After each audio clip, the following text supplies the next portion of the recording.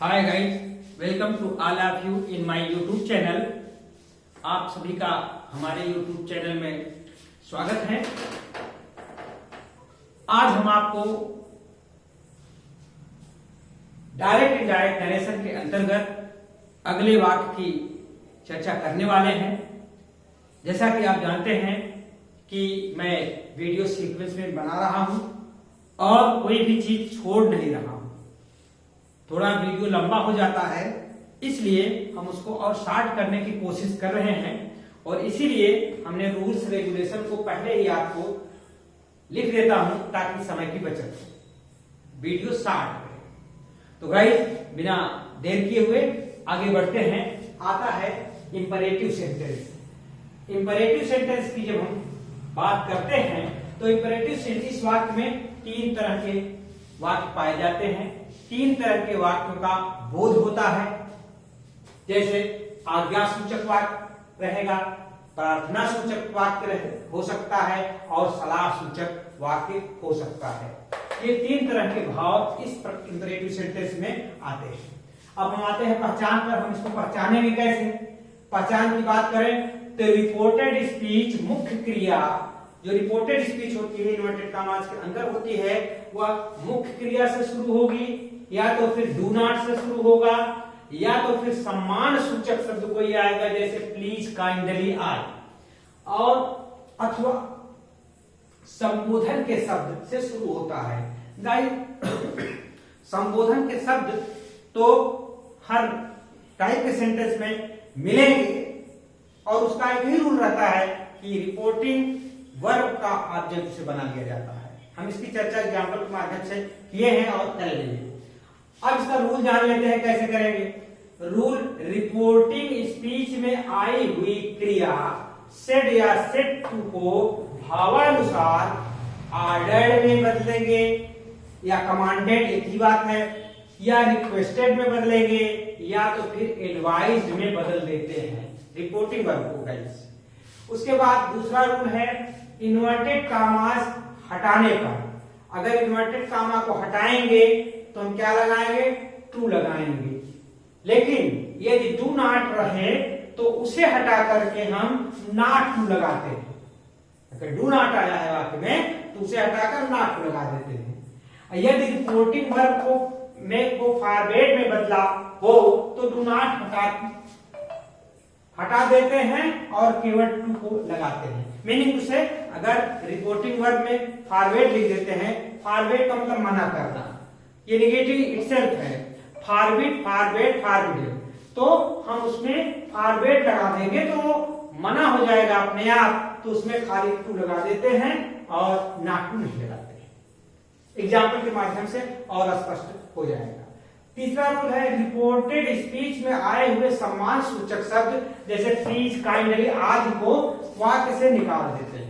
इनको वाक्य से हटा देते हैं क्योंकि रिक्वेस्टेड आ जाता है तो ये हट जाता है। नेक्स्ट है रिपोर्टेड स्पीच के टेंस में कोई परिवर्तन नहीं होता है। राइट, यहाँ रिपोर्टेड स्पीच जो टेंस के अनुसार बदलता था, इस वाक्य में टेंस में कोई परिवर्तन नहीं होगा। और रिपोर्टेड स्पीच में आए हुए संबोधन के शब्द आप जान चुके हैं इंट्रोगेटिव सेंटेंस में। ठीक उसी तरह के अगर कोई शब्द आता है, नाउन आता है, तो उसको रिपोर्टिंग स्पीच का कर्म बना देते हैं। यह रूल लगभग सब सेंटेंस में रहेगा, आप ध्यान दीजिएगा। अगर रिपोर्टेड स्पीच में कोई संबोधन के शब्द आते हैं, यानी वर्ड्स ऑफ एड्रेस आता है, तो उसको हमेशा रिपोर्टिंग स्पीच का ऑब्जेक्ट बना लेते हैं। और नेक्स्ट रूल है प्रोनाउन आदि का नियम जो पहले था, नियरनेस को फारनेस में प्रोनाउन के संबंधित जो रूल थे वो सब पूर्ववत रहेंगे, खाली टेंस में चेंज नहीं होगा। तो गाइस, इसको आप नोट कर लीजिए या इसकी स्क्रीनशॉट ले लीजिए। हम आपको इसको इरेज करते हैं, इसको क्लीन करते हैं और फिर हम आपको एग्जाम्पल के माध्यम से तीनों प्रकार के आज्ञा सूचक, प्रार्थना सूचक और रिक्वेस्ट यानी एडवाइस, सलाह सूचक, एडवाइस वाले बात को हम स्पष्ट करेंगे। तो हम इसको क्लीन करते हैं। तो आज्ञा सूचक वाक्य, ऑर्डर वाले वाक्य होते हैं जो गाइस, उसमें ऑर्डर का भाव झलकता है। अब इसमें देखिए जैसे the principal said to the peon open the gate, principal ने प्यून से कहा फाटक खोलो, गेट खोलो। यहाँ प्रिंसिपल प्यून को माने चपरासी को ऑर्डर ही देगा, तो यहाँ आप क्या लिखेंगे, the principal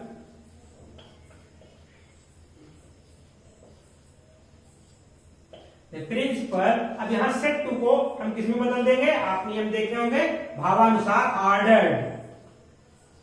ordered the peon, set to को ऑर्डर में बदल दिया, द प्यून। अब ये इन्वर्टेड कॉमा हटाएंगे तो गाइस इसमें टू लगेगा।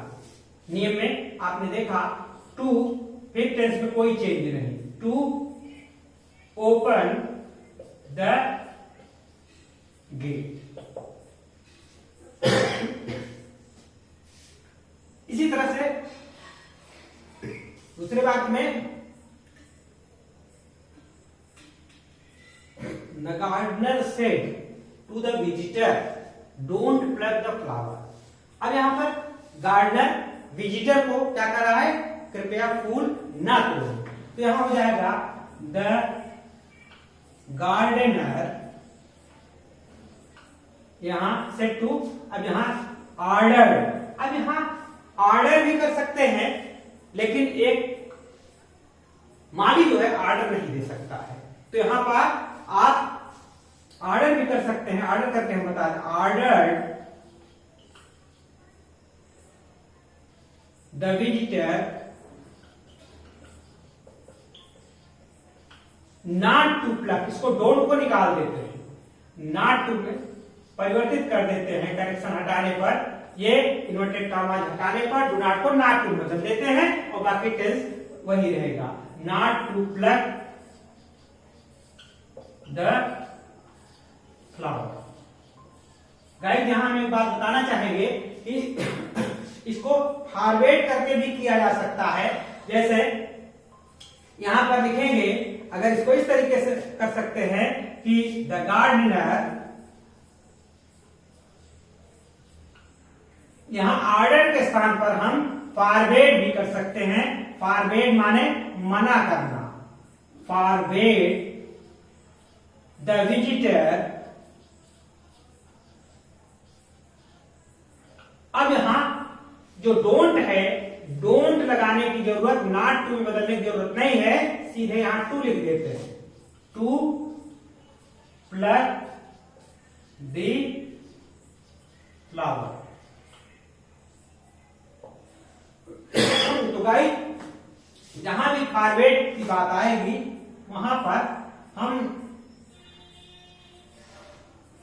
खाली टू का प्रयोग करेंगे, इस कंजंक्शन का नॉट टू का प्रयोग नहीं करेंगे, टू का प्रयोग करेंगे और यहाँ फॉरवर्ड रहेगा तो खाली टू रहेगा। अगर ऑर्डर रहेगा तो नॉट टू हो जाएगा, ये बात आप ध्यान दीजिएगा। फिर अगले सेंटेंस में आते हैं प्रार्थना सूचक वाक्य। प्रार्थना सूचक वाक्य में बहुत आसानी से आप पहचान लेंगे, इसमें प्लीज या काइंडली लगा रहता है, तो हम इसको पहला वाक्य लेते हैं, he said to me please give me your pen। यहां please give me your pen. Now तो हम इसको करेंगे तो ही, अब यहां प्लीज है तो ये प्रार्थना वाला भाव आएगा, प्रार्थना का भाव में रिक्वेस्टेड, यहां सेट टू के स्थान पर हो जाएगा रिक्वेस्टेड मी। अब यहां कनेक्शन लगाएंगे, इन्वर्टेड कॉमा हटाएंगे, टू हो जाएगा और ये प्लीज निकल जाएगा। जब यहां रिक्वेस्टेड आ गया तो ये प्लीज उसमें नियम में है, आप देखेंगे सम्मान सूचक शब्द को वाक्य से हटा देते हैं। तो he requested me to give, बाकी नियम रहेगा, मी है फर्स्ट पर्सन सब्जेक्ट अनुसार हो जाएगा, हिम, मी योर है ऑब्जेक्ट अनुसार हो जाएगा, माई हो जाएगा, माई पेन, नाउ का देन हो जाएगा। आपने देखा यहां टेंस नहीं चेंज हुआ, बाकी सारे चेंज होते हैं, जो सामान्य नियम है, जो जनरल रूल्स हैं, सब वो इसमें फॉलो किए जाएंगे। नेक्स्ट है I said to him kindly don't sit here, मैंने उनसे कहा कृपया यहां ना बैठे। अब यहां देखिए आई अब रिक्वेस्टेड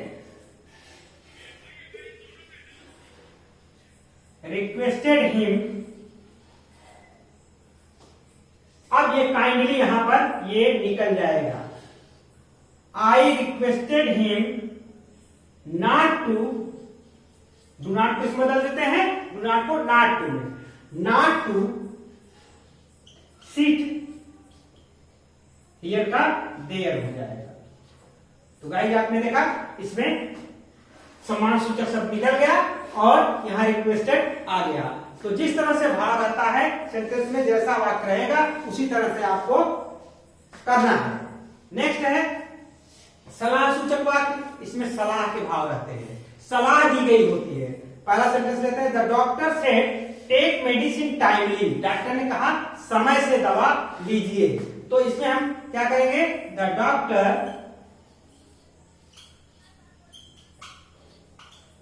अब सेड कहा एडवाइज,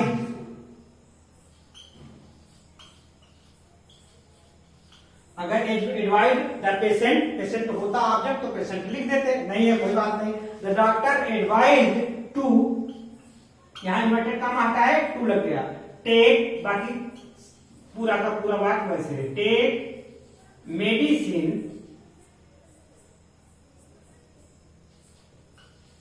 टाइमली। फिर है अगला है माई फ्रेंड से डोंट वेस्ट योर टाइम, इसमें भी क्लियर लिखकर ने कहा कि अपना समय बर्बाद ना करो। तो माई फ्रेंड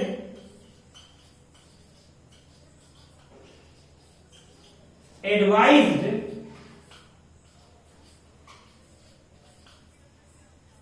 एडवाइज मी कर सकते हो, सेट टू मी होता तो एडवाइज मी कर सकते। My friend advised not to, advise me लगा सकते हैं, नॉट टू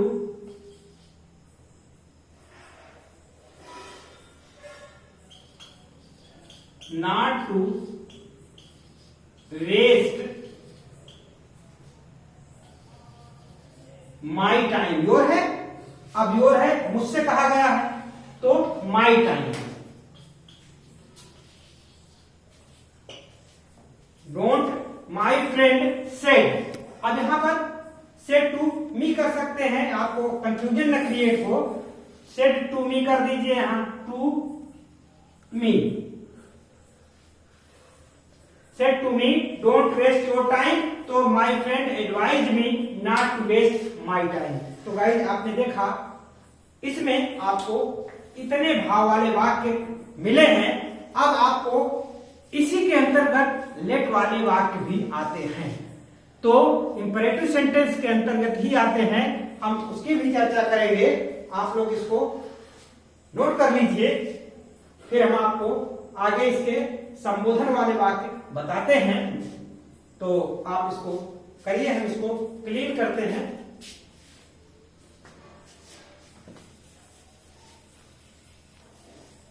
गाइस कभी कभी ऐसे वाक्य आ जाते हैं जिसमें संबोधन के भाव रहते हैं। जैसे मैं एक वाक्य आपको बताता हूं, जैसे the teacher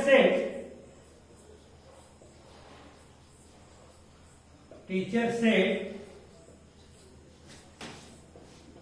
boys stand up, अध्यापक ने कहा लड़कों खड़े हो जाओ। अब यहां पर बॉय के संबोधन आ गया। अब संबोधन आ गया तो इसको हम क्या करेंगे, इसको रिपोर्टिंग स्पीच का ऑब्जेक्ट बना लेते हैं। ये नियम सब में लागू रहेगा, तो हो जाएगा द टीचर अपसेट, यहां ऑर्डर का भाव है, अब बॉयज निकल आया, ऑर्डर द बॉयज टू, अब यहां ये इसको हम बाहर ले लिया, ऑब्जेक्ट बन गया, the teacher ordered the boys to stand up. तो गाइस इस तरह से आपने देखा कि इंपरेटिव सेंटेंस के अंतर्गत ये एड्रेस वाले जो शब्द आते हैं उनका हम उन शब्दों को उस शब्द को हम इसका ऑब्जेक्ट बना लेते हैं रिपोर्टिंग स्पीच का। तो अब इसी के अंतर्गत लेट वाले वाक्य भी आते हैं। आपको हम बता दें लेट वाले वाक्य।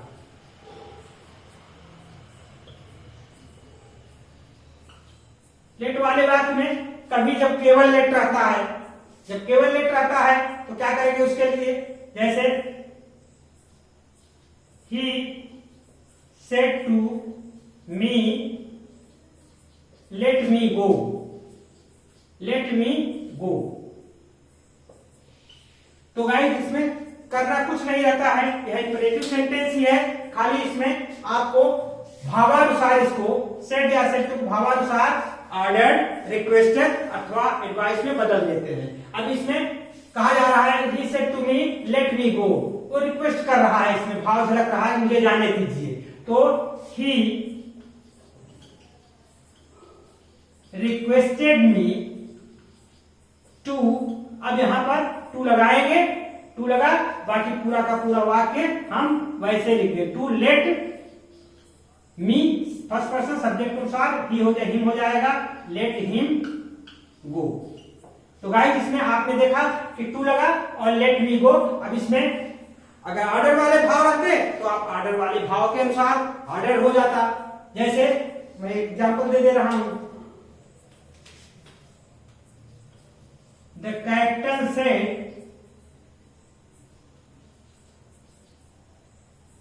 said let the soldiers go ahead। अब यहां पर कैप्टन ने कहा सैनिकों को आगे जाने दीजिए, तो यहां द कैप्टन ऑर्डर कर रहा है, the captain ordered to let the soldiers go ahead. तो गाइस यहां देखा आपने कि यहां पर ऑर्डर का भाव आया, यानी लेट वाले वाक्य में ऑर्डर रहेगा तो ऑर्डर कर देंगे, अगर रिक्वेस्ट रहेगा तो रिक्वेस्ट भाव कर देंगे। लेकिन जब लेट अस आए, अब लेट अस वाले वाक्य जैसे लेट अस है, जब केवल लेट आए, अब लेट अस जब आता है, लेट अस आता है तो कैसे करेंगे, इसको भी देख लीजिए। माई फ्रेंड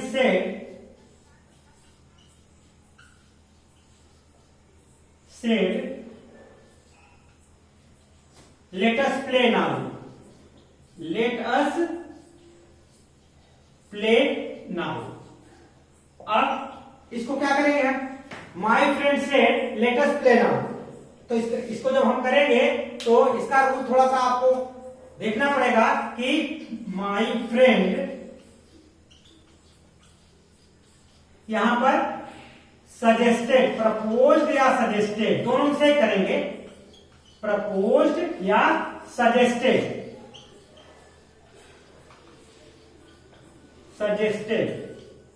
सजेस्टेड किया, फिर उसके बाद ये थर्ड पर्सन, ये इसको हटाएंगे तो क्या लगाएंगे, माई फ्रेंड थर्ड पर्सन है तो यहां इसके स्थान पर लगा देंगे that they should,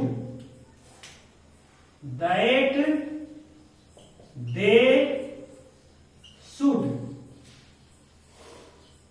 that they should लगा देंगे और लेट अस को निकाल देंगे, लेट अस को निकाल देते हैं और that they should play them,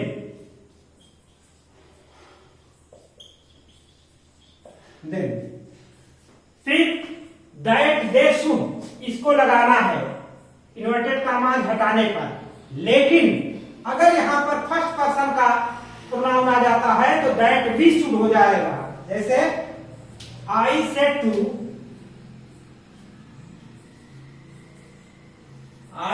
to him let us go for a walk.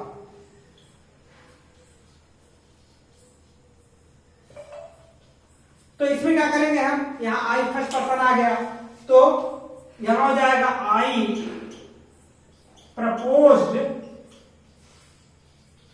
Him that, अब यहां पर दैट वी शुड हो जाएगा, दैट वी शुड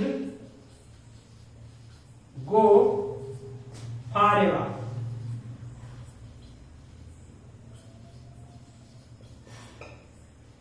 बस आपको समझना इतना है कि अगर ये फर्स्ट पर्सन में है सब्जेक्ट तो दैट वी शुड हो जाएगा, और अगर ये थर्ड पर्सन में है, माय फ्रेंड थर्ड पर्सन में है, तो वहां दैट दे शुड हो जाएगा। इतना सा अंतर है बस। बाकी प्रेजेंट सेंटेंस अंतर्गत ये सारे वाक्य आते हैं। अगर आपको कोई कंफ्यूजन हो तो आप बताइएगा, तो फिर से हम आपको कंफ्यूजन दूर कर देंगे। लेट और लेटेस्ट वाले वाक्य को फिर से हम शॉर्ट वीडियो बना करके आपको दे देंगे, और कमेंट में आप जरूर बताइए।